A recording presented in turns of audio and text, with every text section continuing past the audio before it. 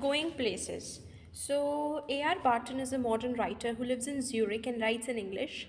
In the story, Going Places, Barton explores the theme of adolescent fantasizing and hero worship.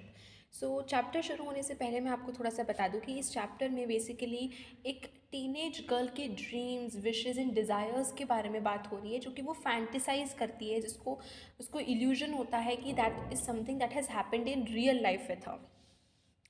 सो हम ये expression देखे थे: incongruity, prodigy, chaffed, solitary elm, arcade, amber glow, wharf, pangs of doubt. Now incongruity is kind of incontinuance, जो कि एक continuity में नहीं है.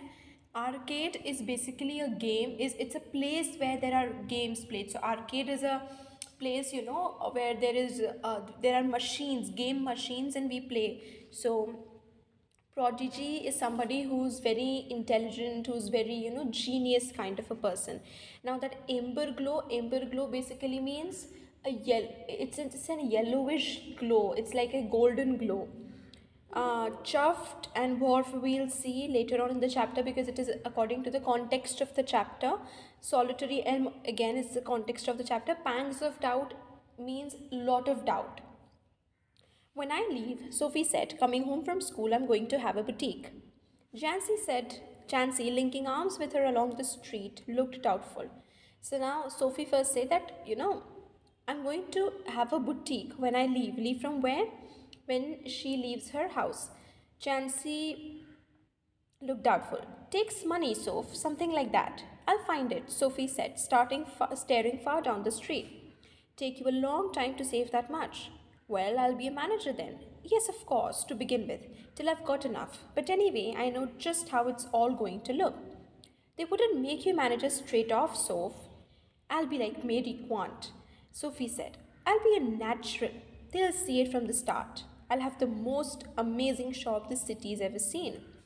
Jancy, knowing they were both earmarked for the biscuit factory, became melancholy. She wished Sophie wouldn't say these things. When they reached Sophie's street, Jancy said, It's only a few months away now, Soph. You really should be sensible. They don't pay well for shop work.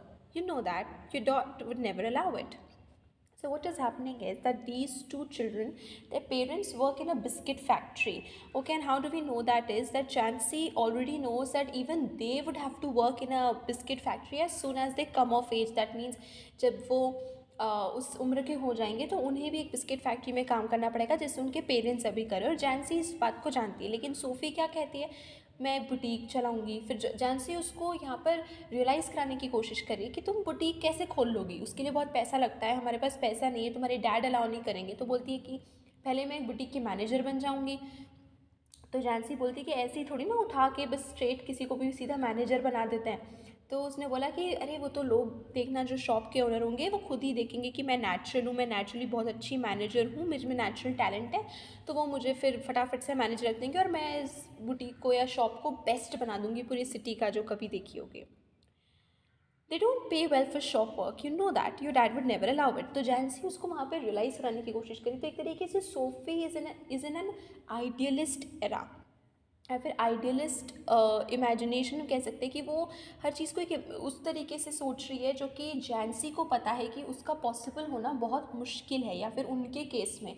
क्योंकि देखिए, अगर अब SoFi बिल्कुल मान लीजिए अपने dad को मना करके, उनकी बात ना मान के बिल्कुल घर छोड़ के चाहती, that would be a different thing. But present times में जो उनकी रियलिटी क्या है कि वो कुछ भी करे, वो अपने पेरेंट्स को, अपने इस टाउन को छोड़ के नहीं जाएगी. सो जैनसी नोज़ कि उन्हें बड़े होकर बिस्किट फैक्ट्री में ही काम करना है, और उसके पेरेंट्स उन्हें कभी भी बुटीक में या कोई ऐसे शॉप के मैनेजर वैसे काम नहीं करने देंगे. Or an actress. Now there's real money in that. Yes, and I could maybe have the boutique on the side. Actresses don't work full time, do they? Anyway, that or a fashion designer, something a bit sophisticated.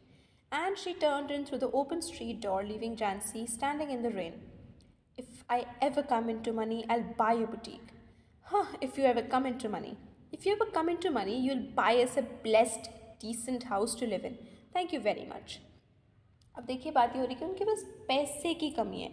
Actual में जो SoFi को चाहिए वो क्या है कि वो एक बुटीक खोलना चाहती है। अब उसको जैंसी ने रियलाइज़ करवाया कि डै वो तुम्हारे पिताजी अलाउ नहीं करेंगे क्योंकि उसमें इतना पैसा ही नहीं मिलता है। पहले तुम सीधा बुटीक थोड़ी ना खोलोगे, उसके पहले तुम्हें थोड़ा काम करना पड़ेगा, पैसे इकट्ठा करना पड़ेंगे, उसमें तुम्हें शॉप पे काम करना पड़ेगा और वो इतने पैसे नहीं देते हैं। तो सोफ़ी अब थोड़ा सा चेंज करते कह रही कि ठीक है मैं साइड बाय साइड एक्ट्रेस का भी काम कर लूँगी, मतलब मैं एक्ट्रेस बन जाऊँगी, उसमें तो पैसे भी बहुत मिलते हैं और एक्ट्रेसेस पूरे टाइम थोड़ी ना काम करते हैं ना, वो तो उनकी कुछ कुछ समय के लिए रहती है। तो मैं साइड में एक बुटीक खोलती रहूँगी, अपना चलाती रहूँगी, एक्ट्रेस भी बनूँगी तो उसमें पैसा भी मिल जाएगा, तो डैड भी अलाउ कर देंगे। तो वो बोलते कि अगर बस कभी मेरे पास पैसा आ जाए ना तो मैं एक बुटीक खरीदूंगी। तो जैनसी एकदम स्कॉफ करके बोलती है कि कभी पैसा आ जाए तो तुम एक तो सबसे पहले घर खरीदोगे जहाँ पे ढंग से रह सके, कहाँ से तुम बुटीक खरीद लोगे। Sophie's father was scooping shepherd's pie into his mouth as hard as he could go, his plump face still grimy and sweat marked from the day. She thinks money grows on trees, don't she, Dad? Said little Derek, hanging on the back of his father's chair. Their mother sighed. Sophie watched her back, stooped over the sink, and wondered at the incongruity of the delicate bow which fastened her apron strings. तो उसके जो father थे वो बहुत जल्दी जल्दी जल्दी जल्दी जो शेफर्ड्स पाई होती है, शेफर्ड्स पाई इज़ बेसिकली कोई डिश नहीं है लेकिन शेफर्ड्स पाई इसलिए इसका नाम पड़ा है क्योंकि वो बहुत ही सिंपल, जैसे कि हमारे यहाँ फार्मर्स किस तरीके से जैसे बोलते हैं ना रोटी एंड प्याज खाते हैं, सूखी रोटी और प्याज खाते हैं, उसी तरीके से they eat a kind of a pie and बहुत सिंपल सी रहती है। Of course it doesn't have a lot of luxuries and बहुत अच्छी चीज़ें उसमें नहीं रहती है। सो वो ऐसे बिल्कुल मतलब scooping shepherd's pie into his mouth as hard as he could go, और वो मतलब इतने थके हुए थे क्योंकि पूरे दिन बहुत मेहनत करके आए थे, अभी भी स्वेटी हो रहे थे, थोड़े से धूल मिट्टी सब हो रहे थे, तो बस फटाफट फटाफट फटाफट फटाफट बस खा रहे थे क्योंकि of course he was very hungry. So of course मतलब सोफ़ी थोड़ी सी अपनी फैमिली से अलग है, ये बात हर कोई जानता है, मतलब बाकी उसके जो फैमिली मेम्बर्स है they are kind of on the ground and Sophie जो है वो कहीं ना कहीं अपने ख्यालों में रहती है, मतलब she things of so many different things. तो उसका छोटा भाई डेरेक भी बोलता है कि इसको लगता है कि पैसे पेड़ पे उगते हैं, they just make fun of her. The evening had already blacked in the windows, and the small room was steamy from the stove and cluttered with the heavy breathing man in his vest at the table and the dirty washing piled up in the corner. Sophie left felt a tightening in her throat. She went to look for her brother Geoff.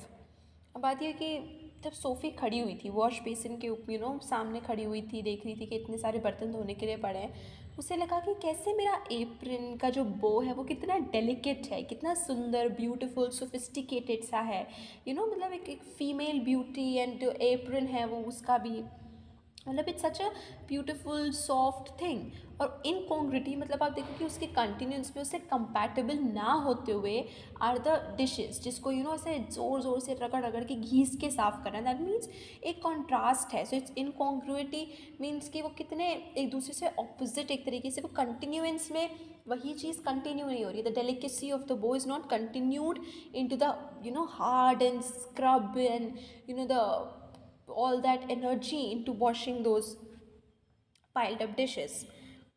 तो उसको एकदम देखकर घुटन सी होने लगी, tightening उसके throat में लगा, उसे घुटन सी होने लगी, बिकॉज वो इन सब चीज़ों से बाहर निकलना चाहती थी। वो नहीं चाहती थी कि वो बड़े होकर भी यही काम करती रहे, यही बर्तन धोने का, घर के काम करती रहे। And she went to look for her brother Geoff, अपने बड़े भाई जेऑफ को देखने के लिए। अब देख क्यों देखा, he was kneeling on the floor in the next room, tinkering with a part of his motorcycle over some newspaper spread on the carpet. He was 3 years out of school, an apprentice mechanic, traveling to his work each day to the far side of the city. He was almost grown up now, and she suspected areas of his life about which she knew nothing, about which he never spoke. He said little at all, ever voluntarily. Words had to be prized out of him like stones out of the ground, and she was jealous of his silence. When he wasn't speaking, it was as though he was away somewhere, out there in the world, in those places she had never been. अब जे of जो था बहुत ही कम बोलने वाला था। Of course 3 साल हो गए थे, स्कूल से बाहर निकल चुका था, मतलब 3 साल पहले उसने अपनी लगभग पढ़ाई ख़त्म कर दी थी। एक मैकेनिक था वो, मोटरसाइकिल बाइक्स वगैरह के पार्ट्स जोड़ना ठीक करना, मैकेनिक था। और ऐसे ही पास वाले रूम में वो एक मोटरसाइकिल के पार्ट के साथ कुछ कुछ कर रहा था। ज़मीन पे न्यूज़पेपर स्प्रेड था कारपेट पर और वो सब कुछ काम कर रहा था। लेकिन जियोफ बहुत कम बोलने वाला लड़का था, एटलीस्ट वॉलंटियरली खुद से आगे से कभी बहुत बोलता नहीं था, हमेशा कहीं ना कहीं अपने ख्यालों में खोया रहता था। और उससे उसके मुंह से कुछ शब्द निकालना, उसके मुंह से कोई इन्फॉर्मेशन निकालना, जैसे कि ज़मीन में से कोई प्रेशियस जेम्स खोद के निकालना, मतलब वो इतना कम बोलने वाला था। और द थिंग वॉज कि सोफ़ी उसकी साइलेंस से बहुत जेलस थी। Why wish she jealous was, क्योंकि सोफ़ी को लगता था कि जेऑफ पता नहीं कौन सी दुनिया में, कौन से ख्यालों में खोया हुआ है, जो वो हमेशा चुप रहता है। सोफ़ी उस दुनिया में जाना चाहती थी, मतलब सोफ़ी को लगता था कि वो जो फार side of the city, SoFi छोटी थी तो वो कभी टाउन के बाहर भी नहीं गई थी। और जेऑफ जो था वो वर्क करने के लिए एक से दूसरी तरफ बिल्कुल कहीं कोने में, सिटी के कोने में जाके काम करता था। सोफ़ी को लगता था कि यार इसने कितना कुछ नया देखा है, इसको कितना कुछ नया पता है, और ये हमेशा ज़रूर उन्हीं ख्यालों में खोए रहता होगा। Whether they were only the outlying districts of the city or places beyond in the surrounding country, who knew? They attained a special fascination simply because they were unknown to her and remained out of her reach. तो SoFi को लगता है कि हो सकता है ये वो दूर दराज के शहरों जगहों के बारे में सोचता रहता होगा, और पता नहीं क्या सोचता है, ये सिर्फ सोफ़ी ऐसा सोचे कि जेऑफ सोचता होगा। लेकिन ये सब चीज़ें, वो दूर दराज का शहर जो उसने कभी नहीं देखा, वो सोफ़ी को इसलिए इतना इंटरेस्टिंग लगा था क्योंकि उसने कभी उन्हें देखा ही नहीं था, वो कभी उन जगहों पे कहीं गई ही नहीं थी, वो अभी अपने टाउन से बाहर नहीं निकली थी। तो उसे लगता था कि कैसा होगा वो शहर, कितना बड़ा होगा, उसके लोग कैसे होंगे, उसकी स्ट्रीट्स कैसे होगी, वो हमेशा उससे फैसिनेटेड रहती थी। और उसे लगता था कि जेऑफ को भी वही सब पसंद है, इसलिए वो घर पे चुप चुप रहता है, वो हमेशा उन्हीं शहरों के ख्यालों में खोया रहता होगा, ऐसा सोफ़ी को लगता है। Perhaps they were also people, exotic, interesting, people of whom he never spoke. It was possible, though, he was quiet and didn't make new friends easily. She longed to know them. She wished she could be admitted more deeply into her brother's affections and that someday he might take her with him. Though their father forbade it and Geoff had never expressed an opinion, she knew he thought her too young, and she was impatient. She was conscious of a vast world out there waiting for her, and she knew instinctively that she would feel as at home there as in the city which had always been her home. It expectantly awaited her arrival. She saw herself riding there behind Geoff. He wore new shining black leathers and she a yellow dress with a kind of cape that flew out behind. There was the sound of applause as the world rose to greet them. तो SoFi को लगता था, ये SoFi के ख्याल है कि Jeff चुप रहता था क्योंकि वो ज़रूर इन ख्यालों में खोया होगा, दूर दराज के शहरों के ख्यालों में खोया होगा, उस शहर में लोग भी होंगे और बहुत ही इंटरेस्टिंग, एग्जॉटिक, अलग तरह के लोग होंगे। तो वो ज़रूर जेफ उन ख्यालों में खो रहा है, और हो भी सकता है लोग होंगे भी क्योंकि वो ज़्यादा इजीली फ्रेंड्स नहीं बनाता, तो उसे ज़रूरत ही नहीं पड़ती होगी क्योंकि वो हमेशा उन लोगों के ख्यालों में खोया रहता होगा। ये सब सोफ़ी की सोच है। तो उसकी भी इच्छा थी कि वो भी उस दूर दराज के शहरों को जाने, उसके लोगों को जाने, और वो चाहती थी कि उसे पता चले कि जेऑफ क्या हमेशा सोचता रहता है। ऑफ कोर्स वो चाहती थी कि वो जेऑफ के साथ जाए, उस सिटी जाए, वहाँ देखे जहाँ वो काम करता है, लेकिन उसके फादर कभी अलाउ नहीं करते थे, और जेऑफ खुद को लगता था कि अभी सोफ़ी बहुत छोटी है कि उसको वहाँ सिटी लेकर जाए या करे। लेकिन सोफ़ी इम्पेशेंट थी, उसे जाना था, उसे देखना था, बाहर की दुनिया देखनी थी, उसे इस शहर से बाहर निकलना था जो हमेशा से वो शहर में, कहीं ना कहीं वो इंस्टिंक्टिवली जानती थी, वो इंस्टिंक्टिवली जानती थी कि वो शहर उसको कभी अजीब नहीं लगेगा, अलग नहीं लगेगा, डर नहीं लगेगा, वो कहीं ना कहीं जानती कि बस उसे पता है कि उसे वहाँ जाना है। तो यू नो उसे पता था कि वो जब वहाँ पहुँचेगी तो उसे कुछ भी अलग या अजीब सा नहीं लगेगा, क्योंकि ऑफ कोर्स वो कभी अपने शहर से नहीं निकली, लेकिन जब वो उस दूसरे शहर, दूर दराज के शहर में जाएगी, उसे पता नहीं क्यों उसे वो जानती थी कि उसे घर जैसा ही फील होगा। तो वो खुद भी ख्यालों में आप देखिए खोई हुई है कि वो she saw herself riding there behind Geoff, कि वो कैसे जेऑफ जैसे वहाँ पे जा रहा है उसी तरीके से सोफ़ी भी उसके पीछे पीछे जा रही है। सोफ़ी ने एक बहुत प्यारी सी कुछ वो पहना है और येलो कलर का उसका पीछे केप है जो हवा में उड़ रहा है। जेऑफ ने नए ब्लैक शाइनिंग से शूज़ पहने हुए हैं, और इस तरीके से वो इमेजिन करी कि जब वो जाएगी वहाँ पे तो पूरी दुनिया खड़े होकर उनके लिए तालियां बजाएगी, जैसे उनका पूरी दुनिया वेट कर रही है कि फाइनली सोफ़ी आ गई है। सो इट्स लाइक वो पूरा ये सब इमेजिन कर रही है अपने दिमाग में, ये सब सोफ़ी की इमेजिनेशन है। He sat frowning at the oily component he cradled in his hands, as though it were a small dumb animal and he was willing it to speak. तो वो उस तरीके से उससे खेला था कि मानो वो चाहता था कि ये कुछ बोले, बोल पड़े, जैसे कि छोटा सा कोई एनिमल हो, जानवर हो, यानी कि वो इस तरीके से उसके साथ इंटेंटली खेल रहा था. I met Danny Casey, Sophie said. He looked around abruptly. Where? In the arcade, funnily enough. It's never true. I did too. You told Dad? She shook her head, chastened at his unawareness that he was always the first to share her secrets. I don't believe it. There, I was looking at the clothes in Royce's window when someone came and stood beside me, and I looked around, and who should it be but Danny Casey? अब SoFi जाती है अपने brother Jeff के पास, उसको जाके बोलती है कि मैं डैनी केसी से मिली.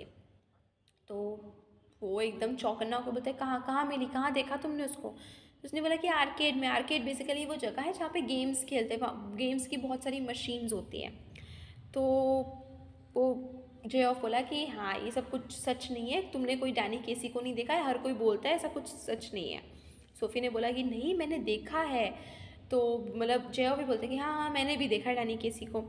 सो नाउ सोफ़ी सेइंग कि क्या तुमने मतलब now the brother is asking क्या तुमने पापा को बताया? तो ऑफ कोर्स मतलब तुमने पापा को बताया तुम डैनी केसी से मिली? तो सोफ़ी ने मना कर दिया, नहीं नहीं मैंने नहीं बताया, क्योंकि सोफ़ी हमेशा अपने सीक्रेट सबसे पहले जे ऑफ के साथ शेयर करती थी. जे ऑफ होता था जिसको सोफ़ी के सीक्रेट सबसे पहले पता चलते थे. तो जे ऑफ बोलता है कि नहीं मैं नहीं मानता कि तुम डैनी केसी से मिली. सो अब सोफ़ी उसको एक्सप्लेनेशन देती है कि मैं वहाँ खड़ी थी, मैं खिड़की पे देख रही थी, खिड़की पे रॉयस की खिड़की से लटकते हुए कपड़ों को देख रही थी, और वहाँ पे एक आया लड़का मेरे पास में खड़ा हो गया, मैंने मुड़ के देखा तो वो और कौन, बस डैनी केसी था. All right, what does he look like? Oh, come on, you know what he looks like. Close to, I mean. तो अब उसका भाई बोलता है कि नहीं मैं नहीं विश्वास करता कि तुम उससे मिले. तो वो पूछता है कि अच्छा बताओ कैसा दिखता है वो. तो सोफ़ी बोलती तुम जानते हो वो कैसा दिखता है, हम सब जानते हैं, बिकॉज आगे जाके it will be reveal that Danny Casey is a big player. Okay, is a very well known player who plays for the club, football club. So उसका भाई बोलता है कि नो नो आई मीन पास से कैसा दिखता है, यू आर सेइंग कि तुम उससे मिले तो बताओ पास से वो कैसा दिखता है. Well, he has green eyes, gentle eyes, and he's not so tall as you think. She wondered if she should say about his teeth, but decided against it. तो सोफ़ी बोलती कि देखो देखा जाए तो उसकी ग्रीन आँखें हैं और बहुत ही जेंटल सॉफ्ट कामिंग आँखें हैं, और दिखने में दूर से बहुत लगता है कि बहुत ही टॉल होगा, ऊँचा होगा, लेकिन इतना टॉल नहीं है वो. Their father had washed when he came in, and his face and arms were shiny and pink as he smelled of soap. He switched on the television, tossed one of little Derek's shoes from his chair onto the sofa, and sat down with a grunt. Sophie met Danny Casey, Geoff said. तो उसके father जब तक हाथ पैर धो के सब साफ सुथरे होके आ गए, और इतने में जेफ बोलता है कि सोफ़ी डैनी केसी से मिली. Sophie wriggled where she was sitting at the table. Her father turned his head on his thick neck to look at her. His expression was one of disdain. It's true, Geoff said. I once knew a man who had known Tom Finney, his father said reverently to the television. But that was a long time ago. You told us, Geoff said. Casey might be that good someday. Better than that, even. He's the best. If he keeps his head on his shoulders, if they look after him properly, a lot of distractions for a youngster in the game these days. तो Jeff अपने father को बताता है कि SoFi Danny Casey से मिली, और फिर उसके फादर अपनी वो बोल देते हैं बहुत ही वो कि मैं भी किसी को जानता था जो ये टॉम फिनी से मिला ना. Tom Finney is a very very great in the story, was very very great a player, sports player. So they started this own talk. उसके डैड अलग से बोलते हैं. सो उसके डैड मतलब बोलते हैं कि हो सकता है केसी भी उतना ही अच्छा प्लेयर, उतना ही बड़ा हो जाए. तो ऑफकोर्स सोफ़ी बोलती है कि वो तो बेस्ट है, वो तो उससे भी अच्छा होगा. So now the usual dad dialogue कि अरे अच्छा होगा तभी अगर वो ध्यान दे, क्योंकि बहुत डिस्ट्रैक्शंस हैं, अगर उसकी फैमिली उस पर ध्यान दे, वरना तो आजकल के टाइम में ना यंगस्टर्स के लिए बहुत डिस्ट्रैक्शन है गेम्स में. अगर वो मेहनत करके ध्यान फोकस करेगा तो बहुत अच्छा हो जाएगा. He'll be all right. He's with the best team in the country. He's very young yet. He's older than I am. Too young, really, for the first team. You can't argue with that sort of ability. He's going to buy a shop, Sophie said from the table. Her father grimaced. Where do you hear that? He told me so. He muttered something inaudible and dragged himself round in his chair. This another of your wild stories? She met him in the arcade, Geoff said, and told him how it had been. So now this is a usual conversation, मतलब not a usual but या this is a conversation जो कि SoFi और उसके dad के बीच में हो रही है। सो वो बोल रहा है वो तो भी बहुत यंग है। सोफ़ी बोलती है नहीं नहीं मुझसे बड़ा है, मैं हूँ जितनी उससे तो बड़ा है। फिर बोलता है कि इतना ही बहुत ही यंग है कि फर्स्ट बार मतलब सबसे पहली बार में टीम में आ जाए उसके लिए तो बहुत ही अभी छोटा है। बोलता है कि नहीं वो तो बड़ा है एंड ऑल ऑफ दैट। मतलब होगा छोटा होगा लेकिन उसकी एबिलिटी देखो कितना अच्छा है खेलने में। तो सोफ़ी बोलती है कि वो एक शॉप खरीदने वाला है। उसके डैड बोलते तुमने कहाँ सुना? सो सोफ़ी बोलती उसने खुद ने मुझे बताया। तो उसने बोला कि ये तुम्हारी फिर से कोई ऐसी अनोखी कहानियाँ है। Not this here dialogue, this another of your wild stories, this is the fact और दिस इज़ द इंडिकेशन जो हमें आगे जाके बताएगा। मैं आपको यहाँ पर ऑफ कोर्स एक रिवील करी हूँ बट दैट इज़ इम्पॉर्टेंट, आप समझो इसको। कि यहाँ ये हमें लाइन बता रहा है कि सोफ़ी एक ड्रीमर थी जो अलग अलग स्टोरीज़ अलग अलग सिचुएशंस को ड्रीम करती थी।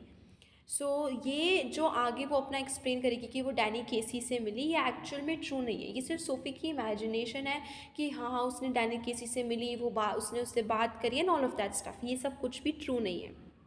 तो जो बोलता है कि हाँ ये आर्केड में मिली थी और बोल रहा था ऐसे सब कुछ हुआ।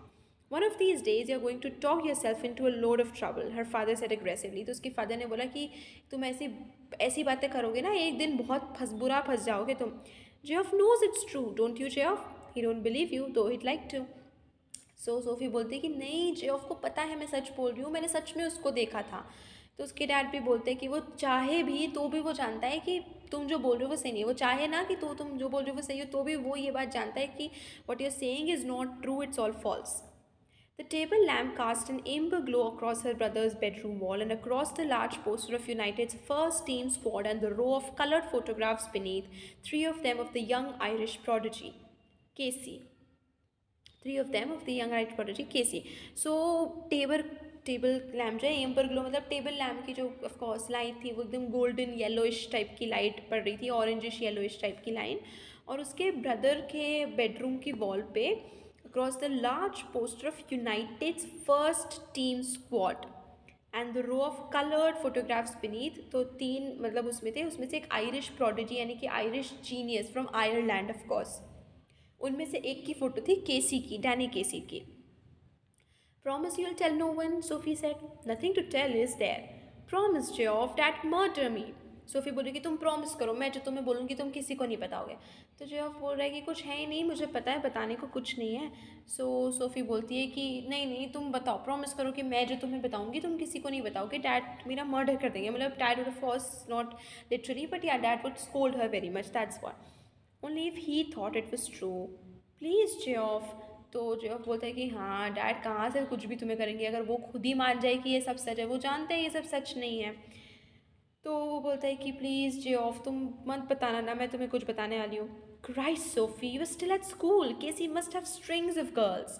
तो जेफ चिढ़ के बोलता है कि oh my god Jesus Christ, जैसे बोलते हैं ना हे भगवान सोफ़ी तुम अभी भी स्कूल में हो, तुम बहुत छोटी हो और डैनी केसी के आगे पीछे तो ढेर सारी लड़कियाँ घूमती होगी। No he doesn't, how could you know that, he jeered. तो सोफ़ी बोलती है नहीं ऐसा कुछ नहीं है कि उसके साथ बहुत या उसके पास बहुत सारी लड़कियाँ हैं। तो जियो बोलता है तुम्हें कैसे पता कि नहीं है? He told me that's how. SoFi बोलती है उसने खुद ने बताया है कि ऐसा कुछ नहीं है, इसलिए मुझे पता है कि कोई बहुत सारी लड़कियाँ उसके पीछे नहीं है, वो उसके पास बहुत सारी लड़कियाँ ऐसा कुछ नहीं है। As if anybody would tell a girl something like that. Yes he did, he isn't like that, he is quiet. Sophie बोल रही कि हाँ उसने मुझे बताया वो बाकी लड़कों जैसा नहीं है, वो बहुत शांत है, वो बहुत क्वाइट। उसने मुझे बताया है कि कुछ ऐसा नहीं है कि उसके पास बहुत सारी गर्ल्स आगे पीछे है या वो बहुत गर्ल्स के साथ फ्लर्ट करता है खेलता है, ऐसा कुछ भी नहीं है।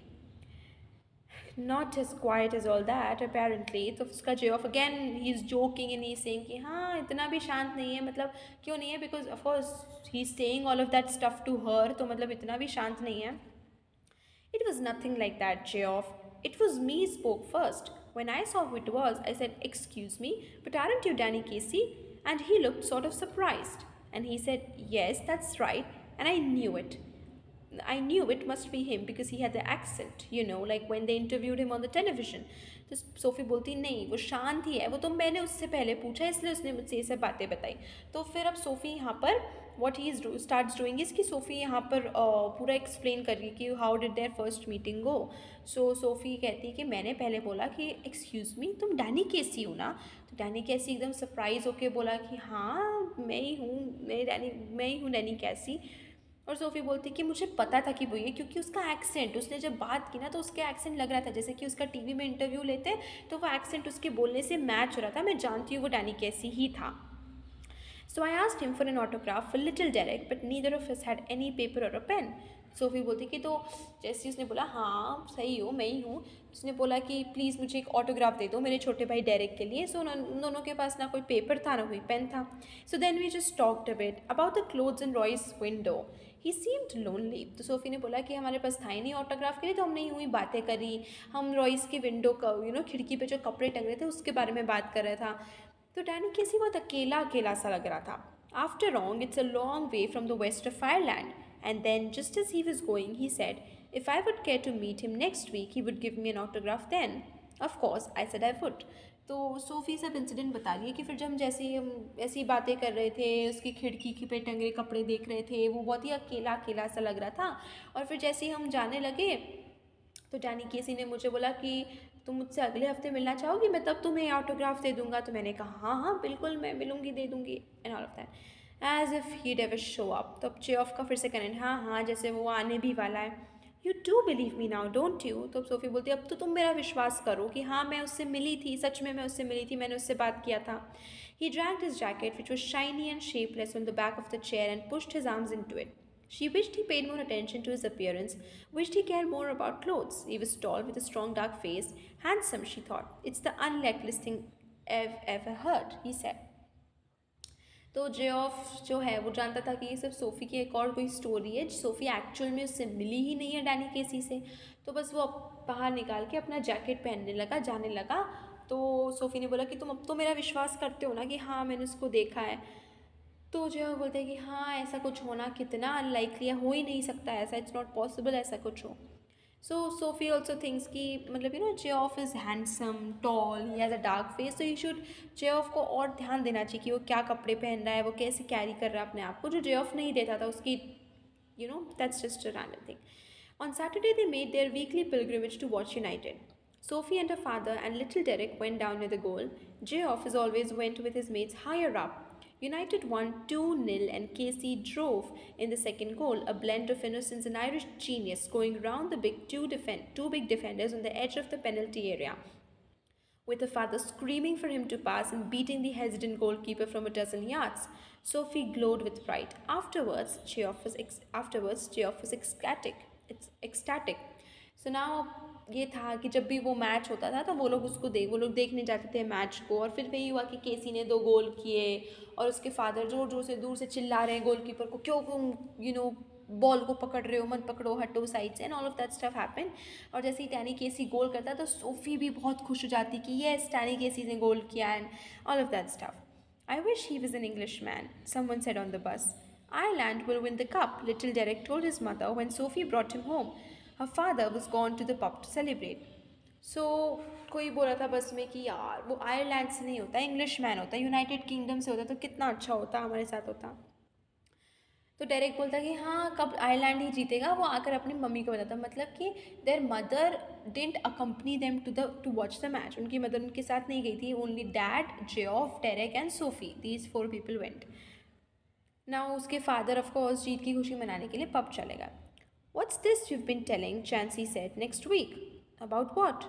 Your Geoff told her frank you met Danny केसी.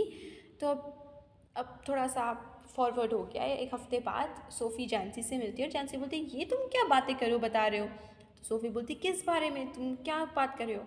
सो जैंसी से इसके तुम्हारे भाई बता रहा था तुम डैनी केसी से मिली. This wasn't an inquisition, just Jancey being nosy. But Sophie was startled. Oh, that! Jancy frowned, sensing she was covering. Yes, that.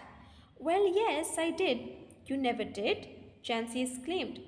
Sophie glared at the ground. Damn that Geoff. This was a Geoff thing, not a Jancy thing. It was meant to be something special just between them. Something secret. It wasn't a Jancy kind of thing at all. Tell gawky Jancy something like that and the whole neighborhood would get to know it. Damn that Geoff was nothing scared. सो जेऑफ ने अपने friends को बताया। वो बात आगे बढ़ते बढ़ते जानसी तक पहुंच गई। तो जानसी उससे पूछी तुम डैनी केसी से मिली? तो सोफ़ी मनी ने सोची कि जेऑफ ने क्यों बताया जानसी को। जानसी को बताना मतलब पूरे के पूरे नेबरहुड को बताना, मतलब जानसी अपना मुंह बंद नहीं रख सकती है। एंड सोफ़ी सोच रही थी कि ये बात मैंने सिर्फ जेऑफ को बताई थी, उनके बीच में एक स्पेशल सीक्रेट था और जेऑफ ने ये बात सबको बता दी। सो सोफ़ी डिडंट वांट कि जानसी को पता चले, क्योंकि जानसी को पता लगना सबको पता लगना, सबको पता लगना मतलब उसके डैड तक भी ये बात पहुंच जाना और डैड उसको फिर बहुत डांटेंगे। It's a secret meant to be. I'll keep a secret. So if you know that, I wasn't going to tell anyone. There'll be a right old row if my dad gets to hear about it. Jancy blamed. A row? I thought he'd be chuffed as anything. सो अब SoFi बोल रही कि इसे secret रखना था। तो जैनसी सिंह कि हाँ हाँ, मैं कहाँ किसी को बताऊँगी, मैं सीक्रेट ही रखूँगी। तो सोफ़ी बोलती कि अगर मेरे फादर को पता चल गया वो बहुत डांटेंगे, वो बहुत मुझे चिल्लाएंगे। तो जैनसी बोलती कि चिल्लाएंगे क्यों, वो तो बहुत खुश होंगे कि तुम डैनी केसी से मिली। सो चफ्ड means he'd be very happy. She realized then that Jansi didn't know about the date bit. Geoff hadn't told about that. She breathed more easily. So Geoff hadn't let her down after all. He believed in her after all. After all, some things might be sacred.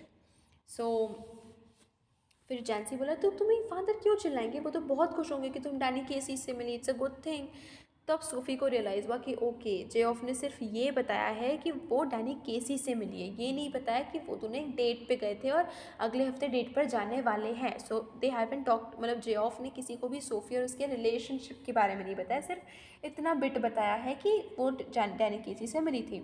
So SoFi ब्रीथेड more easily, वो खुश हो गई कि relieve हो गया उसको कि चलो जेऑफ ने उसको मतलब वो नहीं किया, जेऑफ ने उसका सीक्रेट रखा, सिर्फ इतना बताया कि वो डैनी केसी से मिली, नथिंग एल्स। कि उसने सोचा कि आफ्टर ऑल कुछ चीज़ें सीक्रेट होती है, सबको नहीं बता सकते, और वो सब स्पेशल उसके और उसके भाई जेऑफ के बीच में था। It was just a little thing really. I asked him for an autograph but we hadn't any paper or a pen, so it was no good. How much had Geoff said? तो Sophie बोलती कि नहीं नहीं, कुछ ज़्यादा नहीं था, वो तो बस हम लोग मिले, मैंने ऑटोग्राफ के लिए मांगा, हमारे पास पेन पेपर नहीं था, कुछ नहीं। पर अच्छा बाय द वे बताओ जेऑफ ने क्या बोला? Jesus, I wish I'd been there. Of course, my dad didn't want to believe it. You know what a misery he is. But the last thing I need is queues of people round our house asking him, what's all this about, Danny Casey? He'd murder me. And you know how my mom gets when there's a row. Chansey said, hush, you can trust me, Soph, you know that.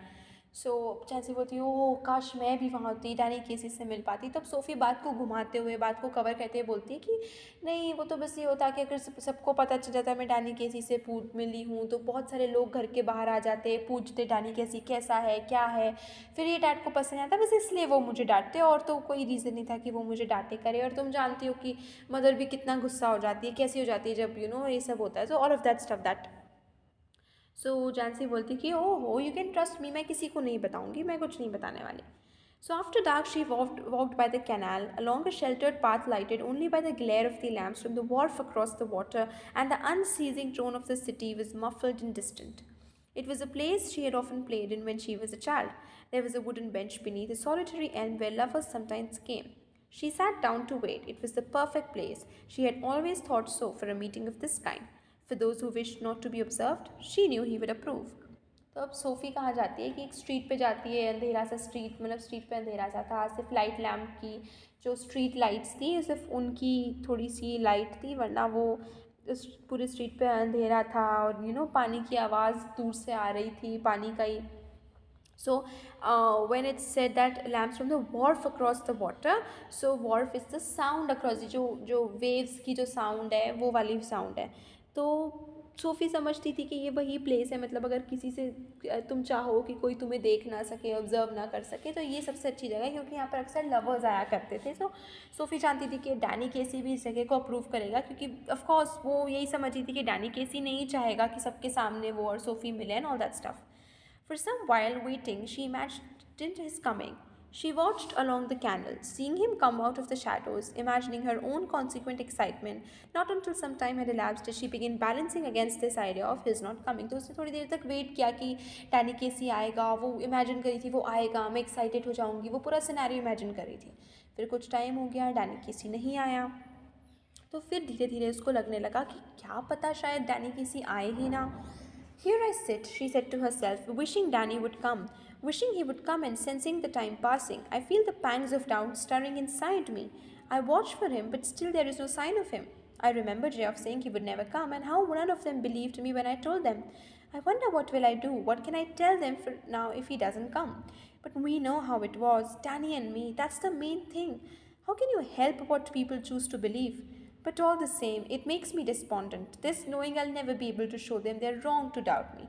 Sophie बोलती है कि Danny आ नहीं रहा है, सब लोग कह रहे थे कि वो नहीं आएगा, कोई मुझे बिलीव नहीं कर रहा था, मैं उनको क्या जवाब दूंगी कि हाँ वो सही थे, मतलब so this was the point when Sophie were realising that actually what Geoff was saying कि वो कभी मिली नहीं, ऐसा कुछ हुआ ही नहीं, वो सिर्फ उसकी इमेजिनेशन का पार्ट था। लेकिन अभी तक भी वो इस आइडिया के साथ स्ट्रगल कर रही थी, वो कंटिन्यूसली बोल रही थी नहीं नहीं, सब लोगों को मैं क्या बोलूँगी, लोगों को लग रहा था मैं झूठ बोल रही थी, बट एक्चुअल में मैं सच बोल रही थी, मैं उससे मिली थी, बट वो आ नहीं रहा है, जेऑफ ने बोला था कि वो नहीं आएगा, मुझे बहुत डाउट हो रहा है ना, ऑल ऑफ दैट स्टफ। तो अब वो इस आइडिया को धीरे धीरे इन करी थी, जब बहुत देर तक वेट करने के बाद डैनी कैसी नहीं आया। So now she was realizing कि शायद सच में भी जो जेऑफ बोल रहा था वो सही था, कि वो सच में कभी डैनी किसी से मिली ही नहीं, वो सिर्फ उसका एक इमेजिनेशन था। She waited, measuring in this way the changes taking place in her. Resignation was no sudden thing. तो वो वहाँ वेट करती थी और एकदम इतनी जल्दी वो उसको रिज़ाइन नहीं कर देगी इस थॉट से कि हाँ डैनी केसी तो आएगा ही नहीं। वो वहाँ वेट कर रही थी कि हाँ वो आएगा, लेकिन धीरे धीरे करके उसके जो थॉट्स थे वो चेंज हो रहे थे। अभी तक वो होपफुल थी आएगा आएगा आएगा, अब वो उसके थॉट्स चेंज हो रहे थे कि क्या पता शायद वो नहीं आएगा, what will happen. Now I have become sad, she thought, and it is a hard burden to carry. This sadness, sitting here waiting and knowing he will not come, I can see the future and how I will have to live with this burden. They, of course, will doubt me, as they always doubted me, but I will have to hold up my head, remembering how it was. Already I envisage the slow walk home and Geoff's disappointed face when I tell him he didn't come. That Danny. And then he'll fly out and slam the door. But we know how it was. I shall tell myself, Danny and me, it's a hard thing, this sadness. सो अभी भी SoFi ये मानने को तैयार नहीं है कि जो वो सब उसकी इमेजिनेशन थी, वो अभी भी ये मान के चल रही कि एक्चुअल में उसकी और डैनी की मुलाकात होगी, लेकिन वो किस लिए वो है परेशान है कि मैं लोगों को क्या बोलूँगी, जेऑफ को क्या बोलूँगी, जेऑफ मुझे बोलेगा मुझे तो पता था कि वो नहीं आने वाला है, सब तुम्हारी इमेजिनेशन थी। तो सोफ़ी इस आइडिया को मानने को तैयार नहीं कि उसका डैनी से मिलना, बात करना, उनका डेट पे जाना, वॉक करना, बातें करना, डैनी का बोलना कि हम अगले हफ्ते मिलते हैं, ये सब उसका इमेजिनेशन था। सोफ़ी ये बात अभी भी एक्सेप्ट नहीं कर रही और ना इसको समझ रही है। She climbed the crumbling steps to the street. Outside the pub, she passed her father's bicycle propped against the wall and was glad. He would not be there when she got home. Excuse me, but aren't you Danny Casey? Coming through the arcade, she pictured him again outside Royce's. तो जब वो फिर निराश होके street से वापस घर जा रही थी, उसे दिखा कि पब के बाहर बाहर मतलब उसके पब के बाहर उसके फादर की बाइसिकल ऐसे दीवार के सहारे पड़ी हुई है। तो शी वॉज रिलीफ कि चलो जब मैं घर जाऊँगी तो मुझे डैड तो नहीं मिलेंगे, उन्हें आंसर नहीं करना पड़ेगा एटलीस्ट। फिर वापस से वो पूरा के पूरा सीन रीप्ले करने लगती है अपने माइंड में। एक्सक्यूज़ मी, तुम डैनी केसी हो ना? तो वो वापस उसको पिक्चर करने लगी कि कैसे वो आर्केड में अंदर आया, वो रॉयस की विंडो पे टंगे कपड़े देख रहे थे। He turns reddening slightly, yes that's right. और वो इमेजिन कर रही है कि मतलब वो एक तरीके से याद कर रही है कि कैसे वो डैनी केसी से मिली थी, बट एक्चुअल में वो रिमेम्बरेंस नहीं है, वो सिर्फ याद इमेजिन करना है, because she never actually met. उसके दिमाग में सिर्फ ये फोर प्ले चला कि yes they have met, they have met. तो वो याद कर रही कि हम कैसे मिले थे, मैंने उसको बोला था कि तुम एक्सक्यूज़ मी, तुम डैनी केसी हो ना? डैनी केसी एकदम थोड़ा सा शर्मा जाता है, ब्लश करने लगता है और बोलते हैं कि हाँ दैट्स राइट, मैं डैनी केसी हूँ। फिर सोफी से बोलती कि मैं तुम्हें हर हफ्ते देखती हूँ, मैं, मेरे भाई, मेरे डैड, और हम सब मानते हैं कि तुम बहुत अच्छा खेलते हो, you are very great. Oh well, now that's very nice. I wonder, would you mind signing an autograph? तो सोफी एक तरीके से रीप्ले कर रही है अपने माइंड में कि दिस इज़ व्हाट हैपेंड जब वो डैनी केसी से मिली, बट एक्चुअल में ये सब अगेन उसकी इमेजिनेशन है, वो मिली नहीं, ये सिर्फ उसका एक इमेजिनेशन था जो वापस से उस इमेजिनेशन को रीप्ले करी, और उसे लग रहा है कि पहली बार में वो मिली थी और इस पॉइंट ऑफ टाइम पे वो मीटिंग को रीप्ले कर रही है माइंड में। सो दैट टॉकिंग कि तुम माइंड नहीं करोगे कि मैं, तुम मुझे राइट ऑटोग्राफ दे दो ये। His eyes are on the same level as your own, his nose is freckled and turns upward slightly, and when he smiles he does so shyly, exposing teeth with gaps between. His eyes are green, and when he looks straight at you, they seem to shimmer. They seem gentle, almost afraid, like a gazelle's, and you look away. You let his eyes run over you a little, and then you come back to find them slightly breathless. So वो पूरा it's like an infatuation Sophie is kind of infatuated towards Danny. तो वो पूरा imagine करी कि उसकी नाक ऐसी है, उसके ऊपर फ्रेकल्स हैं, उसकी आंखें ग्रीन हैं, और तुम उसको पहले तो तुम आंखों में आंखें देते हो, फिर जब तुम थोड़ा सा तुम एल्सवेयर देखने लगते हो तो फिर डैनी तुम्हें पूरा ऊपर से नीचे तक देखता है, और फिर तुम जब वापस डैनी की आंखों से मिलाते हो तो थोड़ा सा ब्रेथलेस सा होता है, थोड़ा सा घबरा जाता है, and all of that stuff, that is all Sophie imagining. And he says, I don't seem to have a pen at all. You realize you haven't neither? My brothers will be very sorry, you say. So Danny बोलता है कि sorry मेरे पास pen नहीं है, तुम्हारे पास भी नहीं है. सो सोफी बोलती है, ओ मेरे ब्रदर्स को बहुत बुरा लगेगा, they really wanted an autograph. And afterwards you wait there alone in the arcade for a long while, standing where he stood, remembering the soft melodious voice, the shimmer of green eyes, no taller than you, no bolder than you, the prodigy, the innocent genius, the great Danny Casey. तो ये सब Sophie अपने mind में imagine करे कि तुम ऐसे खड़े हो, तुम वो अपने बारे में फर्स्ट पर्सन के उसमें बोल रही है कि मतलब नॉट मतलब वो अपने बारे में सेकंड पर्सन में बात करिए, कि वो बात अपने बारे में करे कि तुम खड़े हो, तुम देख रहे हो, तुम फील कर रहे हो, बट एक्चुअली में इट इज़ हर सेल्फ. सो वो अपने ही बारे में सेकंड पर्सन में बात करे कि you are standing there, you talk, you see, तुम वेट करते हो उसका, उसकी आंखें ग्लिटर करती है, वो तुम्हें देख रही है, ऑल ऑफ दैट स्टफ. कि कैसे डैनी केसी तुमसे टॉल नहीं है, तुम ज़्यादा बोल्ड नहीं है, तुम्हारे जैसा ही है, सॉफ्ट है, इनोसेंट है, जीनियस है, ग्रेट गाय है. And she saw it all again. Last Saturday saw him ghost past the lumbering defenders, heard the 50,000 catch their breath as he hovered momentarily over the ball, and then the explosion of sound as he struck it crisply into the goal, the sudden thunderous eruption of exultant approbation. और इस सब के बाद वो वापस से उसे अगले हफ्ते देखती है, कब? अगले मैच पर, जब बहुत सारे लोग अपनी सांसें रोके खड़े हैं, और जैसे ही डैनी केसी गोल करता है सभी लोग खुशी से झूम उठते हैं. So that means now let's do the question answers, so you'll get a better understanding of the chapter. Okay, now where was it most likely that the two girls would find work after school? तो it was most likely कि इन दोनों को biscuit factory में ही काम मिलेगा, because that is where उनके parents उन्हें काम करने के लिए भेजेंगे. What were the options that Sophie was dreaming of? तो सोफ़ी किन किन ऑप्शंस का सोच रही थी कि वो एक एक्ट्रेस बन जाए, एक मैनेजर बन जाए, एक बुटीक खोल ले, फैशन डिज़ाइनर बन जाए. Why does Jancey discourage her from having such thing? क्योंकि जानसी इसलिए उसको डिस्करेज करी थी क्योंकि जानसी काइंड ऑफ रियलिस्ट थी. वो जानती थी कि सोफ़ी को जो सोच रही है सब बहुत लेस लाइकली है होने का, कि ये सब नहीं होगा, और ये सब सोफ़ी की इमेजिनेशन है जो उसको सिर्फ और सिर्फ these imaginations will break her heart, nothing else. तो जानसी उसको डिस्करेज करी थी कि तुम मत ऐसे सपने देखो, क्योंकि रियलिटी में ये कि हमें बिस्किट फैक्ट्री में ही काम करना है, तो इट्स बेटर कि तुम ग्राउंड पे रहो, तुम जो रियलिटी है उसी को एक्सेप्ट कर लो. Why did Sophie wriggle when Geoff told her father that she had met Danny Casey? SoFi इसलिए रिगल करने लगी क्योंकि वो बहुत एकदम डर गई थी. उसे लगा था कि जियोफ बता देगा डेट के बारे में, एंड ऑल दैट, एंड उसे लगा था कि डैड उसको बिलीव नहीं करेंगे, उसे डांटेंगे, and all of that stuff. Does Geoff believe what Sophie says about her meeting with Danny Casey? No. Geoff उसको बिलीव नहीं करता है. Geoff को लगता है कि ये सोफ़ी की इमेजिनेशन है, which is true also. Does her father believe her story? No, even her father doesn't believe her story, क्योंकि उसके फादर बोलते कि this is one of your wild stories, again one of your wild stories, क्योंकि SoFi इस तरीके की बातें, इस तरीके की स्टोरी इमेजिनेशन करती रहती थी. How does Sophie include her brother Geoff in her fantasy of her future? Sophie कैसे इंक्लूड करती है कि वो देखती है जेऑफ अपने न्यू ब्लैक शाइनिंग शूज़ पहना है, वो दोनों एकदम सिटी में जा रहे हैं, और पूरे सिटी के लोग उन्हें वेलकम कर रहे हैं ताली बजा के, and all of that stuff. और सोफ़ी ये भी इमेजिन करती है कि जेऑफ फ्यूचर में उसके साथ रहेगा, वो जेऑफ के ज़्यादा क्लोज हो जाएगी. Which country did Danny Casey play for?